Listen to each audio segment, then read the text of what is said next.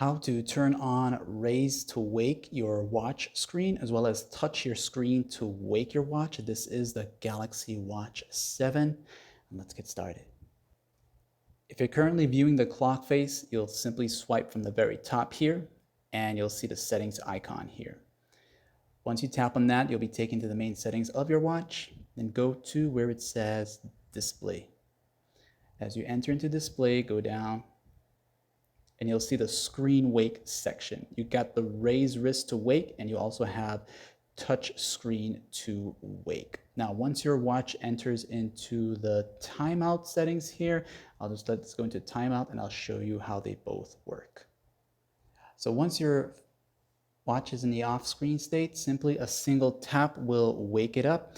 And if it back again into the screen off here and you raise your wrist to wake up the screen, it's going to wake up.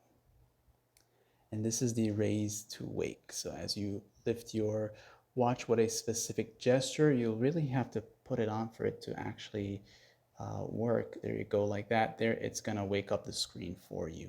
Like and sub.